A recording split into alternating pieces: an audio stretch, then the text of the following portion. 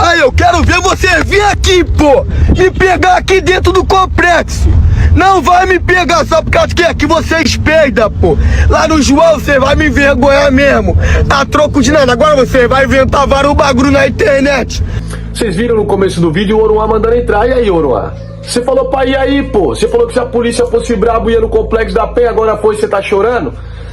Tá aí o vídeo, ó, de novo ele falando, ó. Aí eu quero ver você vir aqui, pô, me pegar aqui dentro do complexo. Não vai me pegar só por causa que... A polícia foi, moleque, essa é a resposta. Aí agora você tá o quê? Chorando? Você primeiro chama, depois chora? Mas vamos lá. Primeiro, rapaziada, vamos colocar os pingos nos i. Oruan X9? Será, Oruan, que você tá defendendo aí, mas você que é o X9 da parada? Ou foi um acordo do seu pai pra poder liberar você de dentro da cadeia? Porque chegou várias ideias em mim, Oruan. Um celular na mão, a luz azul da tela, reflexo nos olhos, e milhões de pessoas em todo o Brasil assistem a um vídeo explosivo.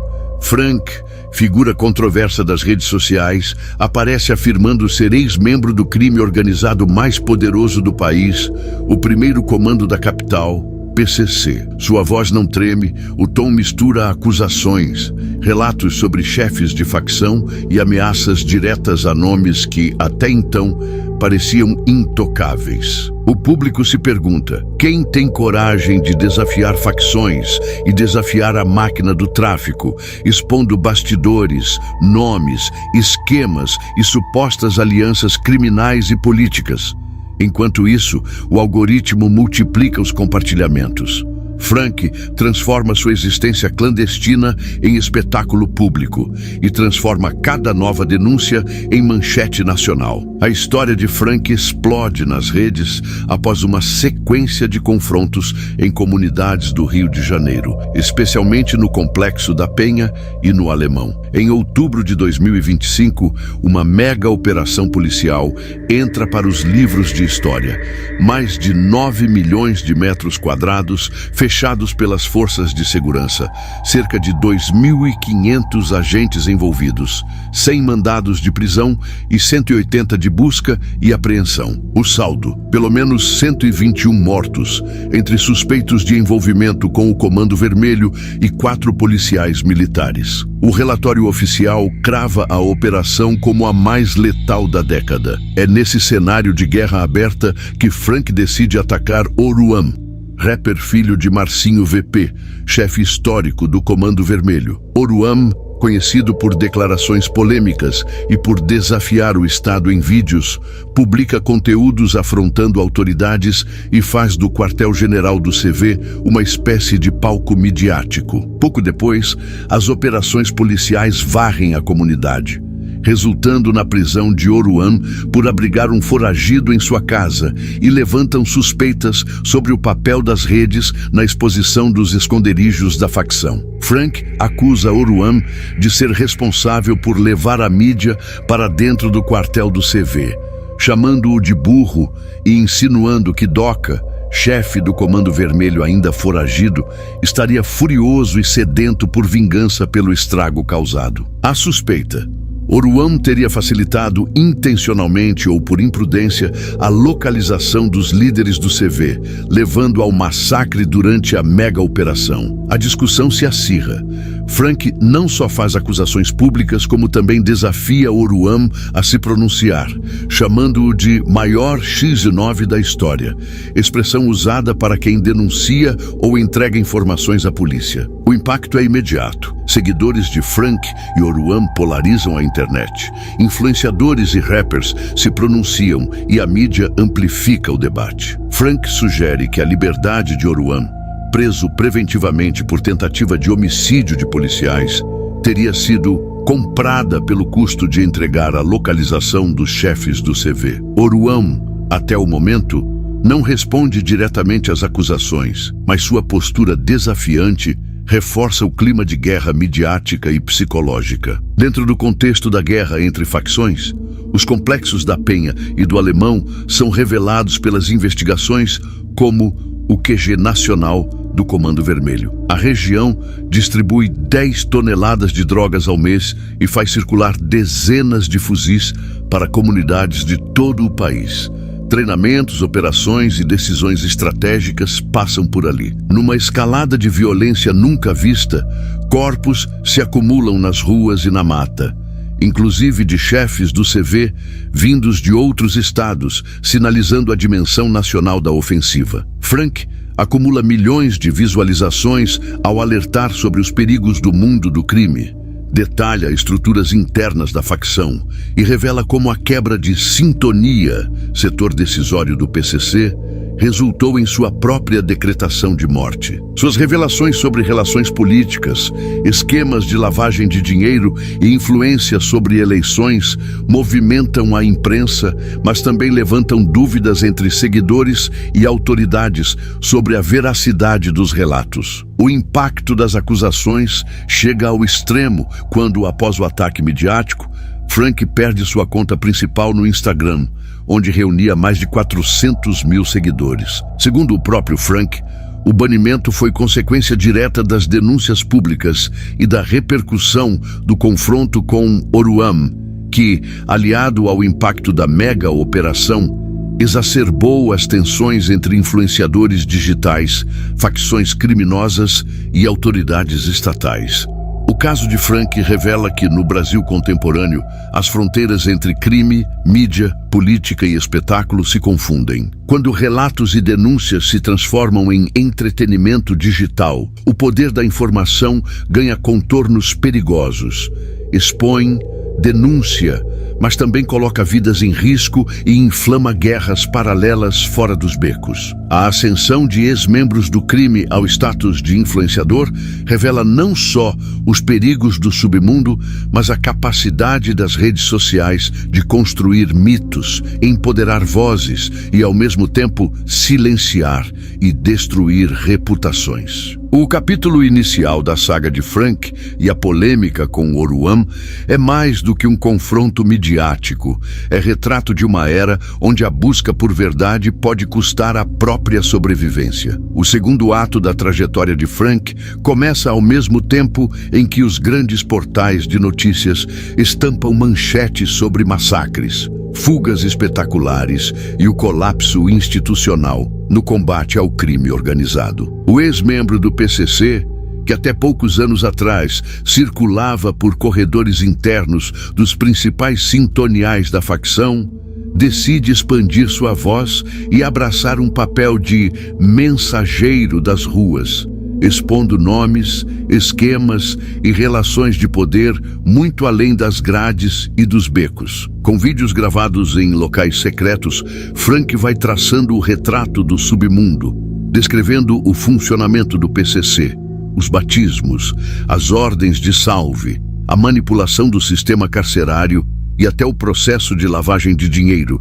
que, segundo ele, envolve desde jogos digitais até contratos superfaturados em grandes cidades. A cada denúncia sobre crimes, operações e supostos vínculos políticos, Frank conquista seguidores fiéis. Jovens o procuravam, segundo o próprio relato, em busca de conselhos para abandonar o crime. Já para as autoridades, influenciadores e adversários das facções, sua narrativa polêmica se transforma em risco real, seja pelo potencial de mobilizar novos duelos midiáticos, ou porque cada nome citado, cada vídeo publicado, poderia ser a ponta de investigações em andamento. Essa lógica de exposição permanente coloca a própria vida de Frank em xeque.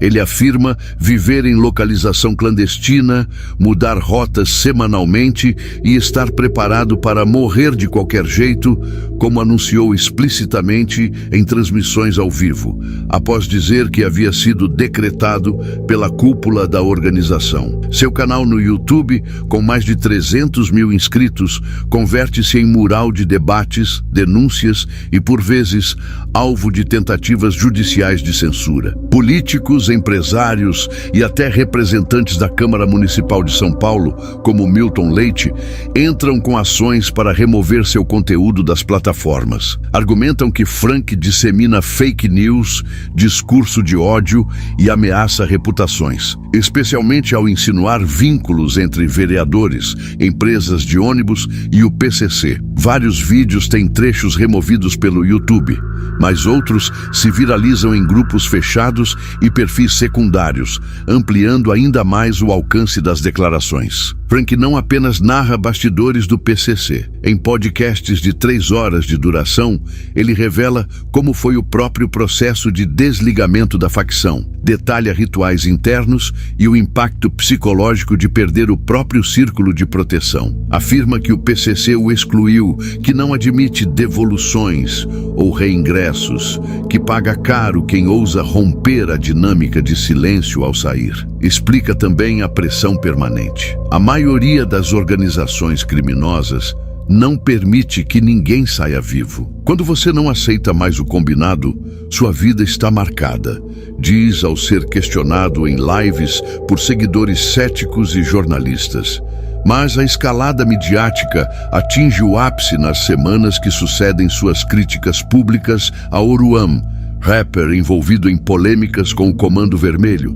Como relatado no capítulo anterior, o clima já era tenso nas comunidades do Rio devido à mega operação. Frank é banido do Instagram principal após atacar Oruan e insistir que o rapper expôs líderes do CV ao permitir mídia e Estado na Penha e no Alemão, inflando o saldo trágico de mais de 100 mortos. O banimento reforça sua imagem de perseguido, não só por criminosos, mas por autoridades e empresas de tecnologia que cedem à pressão dos alvos de suas denúncias. No cenário nacional, Frank volta à carga ao comentar, por exemplo, a execução do delegado Rui Ferraz Fontes, ex-delegado-geral de São Paulo. Nos vídeos publicados, afirma que um chefe do PCC recém-libertado, Azul, ordenou o assassinato e acusa as autoridades de liberar criminosos estratégicos de forma proposital, suspeitando de um jogo político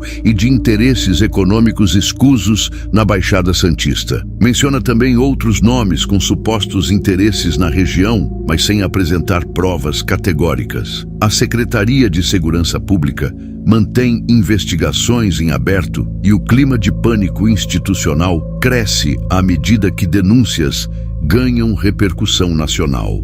A ambiguidade se impõe na narrativa. Admiradores chamam Frank de corajoso. Detratores rotulam de 171, termo usado para quem inventa histórias para se dar bem. Apesar das críticas públicas, seguidores apoiam seu trabalho, considerando-o um alerta aos jovens sobre os riscos do crime e também um espelho das limitações do sistema para investigar e punir facções poderosas. O desenvolvimento inicial da jornada de Frank revela as complexas traseiras das disputas por verdade e poder no Brasil atual. Suas denúncias acendem debates sobre censura, justiça, legitimidade e sobrevivência, mostrando que na era das redes, a imagem do ex-criminoso pode ultrapassar o campo da mera denúncia e se transformar em personagem mito, provocando tanto fascínio quanto repúdio. O segundo capítulo é, sobretudo, um alerta para os limites e perigos de transformar experiências reais em palcos digitais, onde o risco não é apenas da execução física, mas da destruição de reputações, da manipulação de fatos e da ampliação dos dilemas éticos que envolvem a guerra pública e privada do crime organizado. O ápice da trajetória de Frank se desenha entre denúncias gravíssimas, ameaças de morte e o colapso da barreira entre o submundo e o público digital. Com cada vídeo publicado, Frank aprofunda o risco, expõe estratégias do PCC, revela nomes de líderes e esmiuça supostas operações de liberação de criminosos ligados à facção. Fala direto sobre a Baixada Santista, grupo influente do PCC que opera em cidades como Guarujá, Santos e Cubatão, controlando desde os portos até o tráfico ferrenho das praias paulistas. O que antes eram alertas esporádicos e relatos internos, agora vira uma verdadeira guerra midiática. Frank denuncia, por exemplo, que o suposto chefe Azul libertado após 28 anos de prisão, ordenou a execução de Rui Ferraz Fontes, delegado-geral de São Paulo. A morte ocorreu em Praia Grande e Frank sugere conexão direta entre a soltura de Azul pela justiça e a retaliação violenta contra agentes estatais. Os vídeos viralizam, mas também provocam reação feroz de autoridades e de influenciadores rivais, que acusam Frank de inventar histórias ou de manipular informações para se promover. À medida que suas denúncias ganham destaque, aumentam os pedidos de censura. Vereadores influentes em São Paulo, como Milton Leite, iniciam processos judiciais para tirar seus canais do ar, alegando difamação, fake news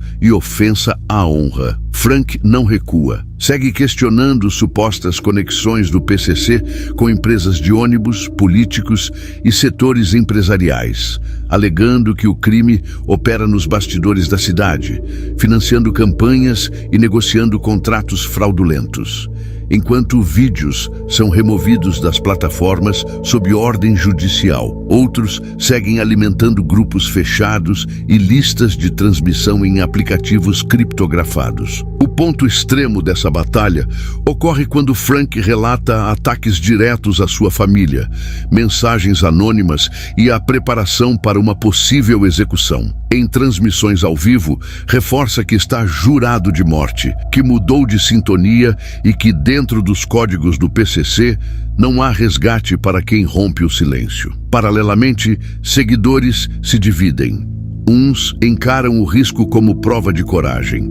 Outros alimentam teorias sobre cooptação pela polícia ou sobre a autenticidade das ameaças. No clímax do conflito, Frank afirma entender que pode ser morto de qualquer jeito. Diz que seu único objetivo é alertar jovens sobre os perigos do crime, mas reconhece que o preço a pagar é viver eternamente em fuga, sem visibilidade, sem família próxima e sem paz.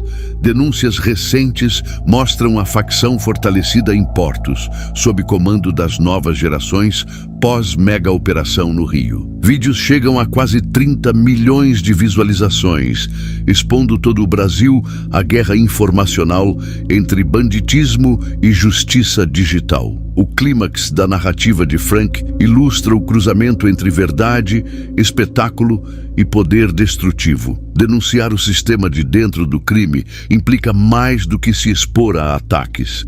Implica sacrificar anonimato, afeto, paz e até a identidade. O Brasil contemporâneo testemunha, nesse capítulo, o perigo real de transformar a busca por justiça em uma guerra midiática onde cada declaração pública pode equivaler a uma sentença de morte. O preço da palavra reverbera nas favelas, nos tribunais e nas redes, questionando quem realmente está disposto a confrontar o crime e sobreviver às suas consequências. Após o clímax dos riscos assumidos, Frank enfrenta não apenas as ameaças internas da facção, mas uma verdadeira caça informacional promovida por autoridades, rivais e própria sociedade. Ele continua vivo, embora sob risco real. Reside atualmente fora do Brasil, segundo suas declarações, mudando de endereço constantemente, inclusive passando temporadas no Uruguai para fugir do rastreamento dos antigos colegas do PCC e da atenção de quem quer calar sua voz. O impacto das denúncias sobre o assassinato do delegado Rui Ferraz Fontes, supostamente ordenado por Azul, recém-libertado pelo STF, acende debates sobre a relação entre crime, poder judiciário e influência política. Frank aponta a Baixada Santista, grupo do PCC, que domina as cidades litorâneas de São Paulo, como o verdadeiro quartel-general da facção, revelando a complexidade das estruturas criminosas para além do tráfico de drogas nas comunidades. Os vídeos, curtidos e compartilhados por dezenas de milhares, inflamam seguidores ao mesmo tempo que geram um movimento de crítica pública contra a credibilidade das forças policiais. O PCC tem mais credibilidade perante a sociedade do que a própria polícia. É frequente nos comentários de suas postagens. O legado midiático ultrapassa os limites tradicionais das denúncias. Frank é tema de CPI na Câmara e objeto de tentativas de censura e remoção em plataformas digitais. Vereadores e empresários processam o influenciador, alegando difamação e fake news, e debatem os riscos de permitir tamanha exposição do crime organizado na internet. Apesar do banimento de seu Instagram principal, Frank segue portando sua imagem de sobrevivente e mártir digital pelos canais secundários, inclusive em transmissões ao vivo, onde afirma que não espera por justiça estatal, mas deseja apenas alertar jovens sobre os riscos do crime. Suas planilhas e arquivos digitais, conforme relatos, podem ameaçar estruturas de poder infiltradas na política e nos contratos públicos e privados do país. Por outro lado, muitos seguidores e familiares acreditam que, ao trocar o silêncio pelo palco da internet, Frank arriscou mais do que a vida. Perdeu o direito à rotina, ao afeto e à própria segurança.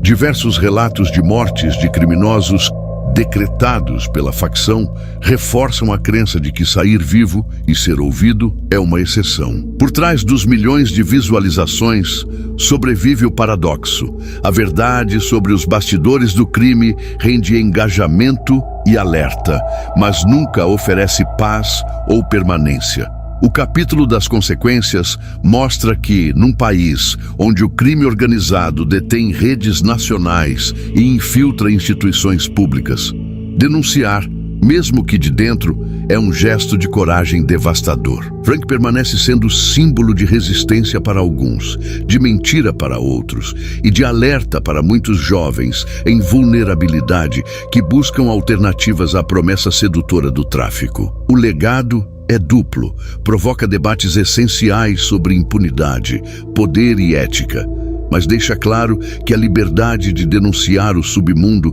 exige sacrifícios profundos, inseguros e, por vezes, irreversíveis. A trajetória de Frank chega ao presente convertida em fábula, testemunho e polêmica. As denúncias do ex-integrante do PCC continuam ecoando.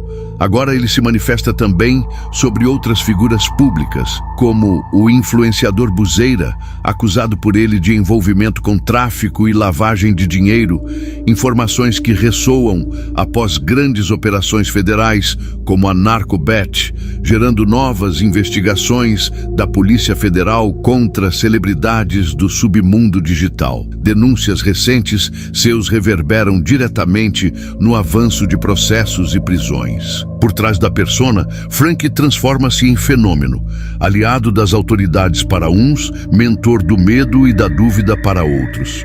Talvez o maior legado de Frank, além das dezenas de milhões de visualizações, seja a exposição, em circuito nacional, da dimensão subterrânea do crime organizado brasileiro. Ele mostra que as facções operam por trás de políticos, artistas e grandes fortunas, e impacta diretamente a opinião pública ao discutir temas sensíveis como corrupção policial, lavagem de dinheiro via apostas e o recrutamento digital de jovens. No entanto, cada novo vídeo implica mais um risco. Para especialistas e parte do público, Frank permanece como figura ambígua. Alguns o classificam como 171, expressão para mentiroso e aproveitador. Outros, como mártir disposto a desafiar as leis não escritas do silêncio criminal. O próprio Frank declara viver sob constante ameaça, mudando-se regularmente e apostando todas as fichas em alertar jovens, sem nunca ter certeza absoluta sobre o amanhã. Na esfera política, seu nome aparece em processos, CPIs e debates sobre liberdade de expressão digital, ética jornalística e responsabilidade social de plataformas tecnológicas, engajamento, processos judiciais, tentativas de censura, seguidores fiéis e detratores violentos compõem a paisagem contraditória da realidade atlética e mortal de Frank. Por trás dos números, existe o indivíduo que sabe ser proibido parar. pois o silêncio, para ele, pode ser ainda mais perigoso que a exposição. A saga de Frank nos obriga a encarar o abismo entre verdade, espetáculo e o perigo real no Brasil contemporâneo. Ela desafia o espectador a abandonar certezas.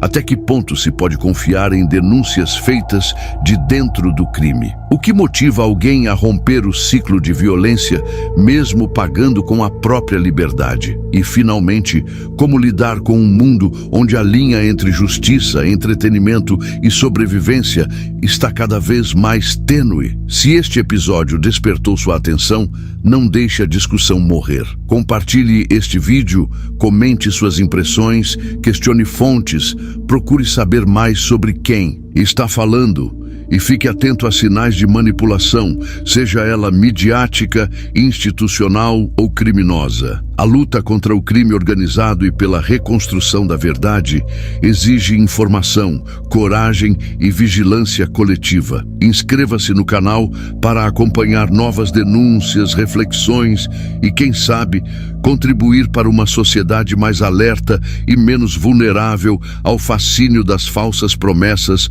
do submundo digital.